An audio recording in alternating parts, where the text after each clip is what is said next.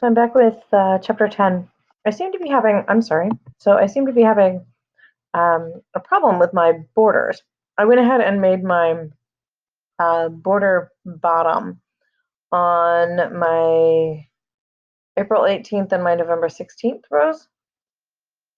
But then that doesn't go all the way over to the year. So I'm going to make an attempt here and see if it works. Instead of having, whoops, I'm sorry, let's try that again. What have I done? Goodness.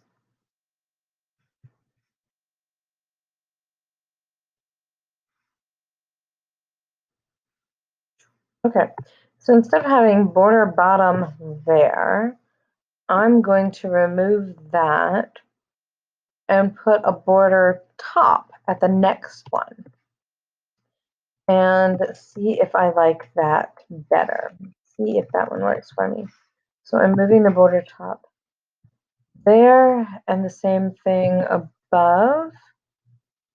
Instead of having the border bottom, and remove that and put it on the next one and call it border top. Save, go to my CSS, change my border bottom. No, I didn't have to change it to be called border top, but it doesn't make any sense to call it border top. I mean, to call it border bottom, but actually be putting a border top on there. So if I save that and refresh, now my line goes all the way across, and that's how I should handle it. I should then have a border top. So the problem that I was having was because technically on this second line, this November 16th line, there is nothing in the first column because the 2015 is in the top row, in the October 19th row. So I wasn't getting a border under it because there was nothing in that row. So in order to do that, I need to take one of the rows that does have, or in this case, both of these two rows, the January 18th row and the October 19th row, which have all four elements. And so I can put a top border on those. I'm sorry, the cost row and the January 18th row. The October 19th row, what's above it is actually set by the T head border top and border bottom. Sorry about that. So that looks fine. I also went through and in the luncheons, I set class right on everything that had money, essentially is what I did. So it wasn't necessary because on these two with $150 and $120, they are taking up the most space, so they're already justified on their own. But if at some point those change, or if I wanted to, make it slightly more transportable, this table, then I'll go ahead and leave class right or put class right on everything that has money on it. So it will, for example, if at some point in this cost, they decide to reduce it to, $90 or something, and save it, that will still be lined up fine. And if I didn't have that class right on it, let's just get rid of that and show you what it looks like.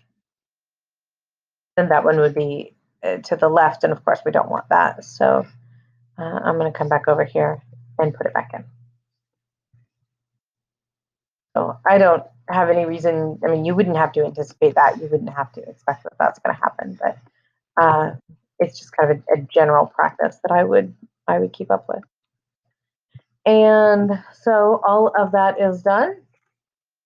All of the table is created, all the CSS works, and then it goes on in instruction 7 to say to treat the table as a figure, provide for accessibility, and experiment. So I'm going to enclose the table within a figure element and code a fig caption element above the table. So I'm going to bring in, I'm going to bring in over here above the table.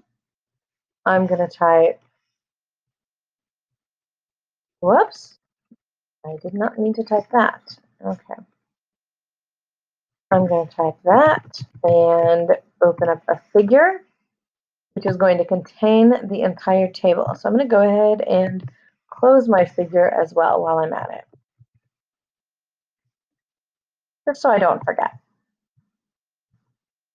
And above my figure, I'll go ahead and add in my big caption. And for my big caption, I want it to say,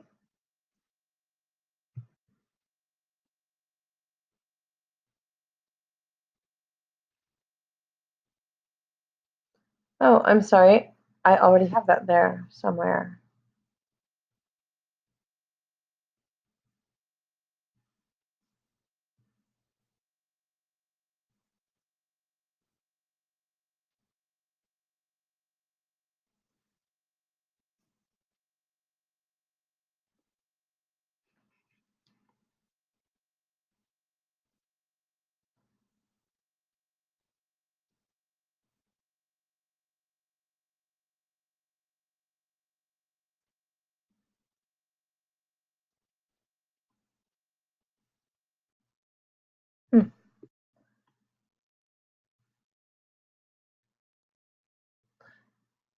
I'm sure that's somewhere, but I'm just going to type in. I'm going to type in an H2 that says the luncheon schedule. Close my H2, close my fig caption, and I think that's number 7. And then test and save, and the luncheon schedule moved down. And yeah, I don't have any idea where the luncheon schedule was before. Anyway, and now my table is centered, and it now is being treated like a figure instead. So if I had some styles in that main that affected a figure, now it would affect this one. Just keep that in mind. And everything else was fine.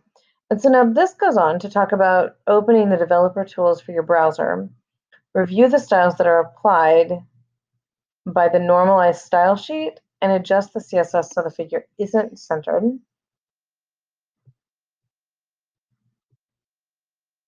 Okay, there we go.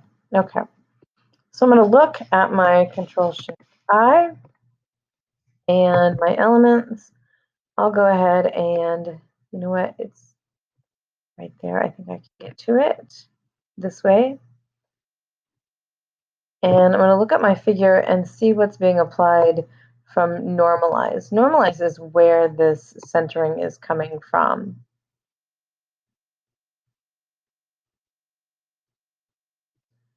And it tells me in my DevTools where normalize is coming, and or where normalize is affecting the style. And it looks like that's happening here on the margin. The figure is getting some style for the margin. It's being block displayed, and inherited from the HTML, but those are marked out, so that means it's actually been overwritten.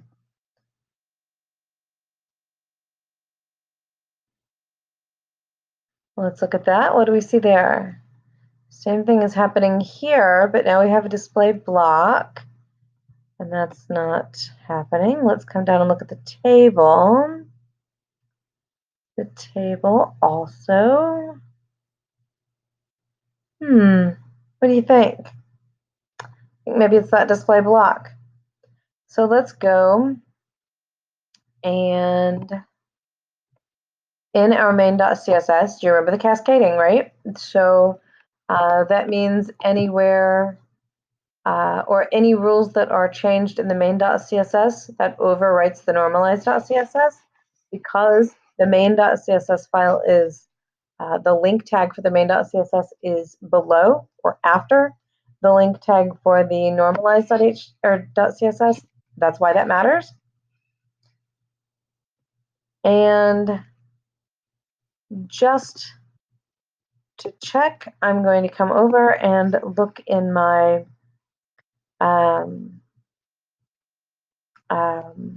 main.css and see what I can find. It looks like it does have, no, that doesn't say anything there.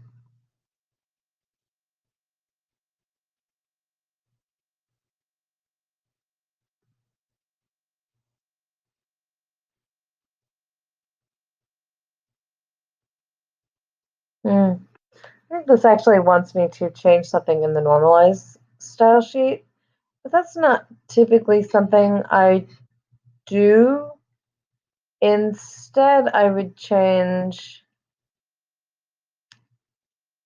the CSS here in the main.css, just because as I was saying, the cascading is going to happen anyway. So let's go at the figure level.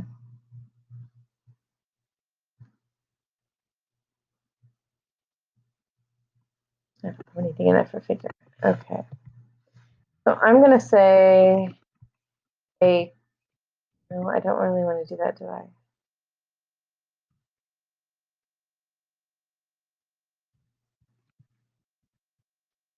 You know what I think I would do instead is come back here and give my figure an ID because I want to be specific to it. Let's check and see how they handle that. In the Luncheons HTML. No, they didn't, but I think I would, to meet their requirements. I would give it an ID of, I don't know, table figure or something. I'm not really a fan of in the IDs or classes actually saying what the CSS is going to be.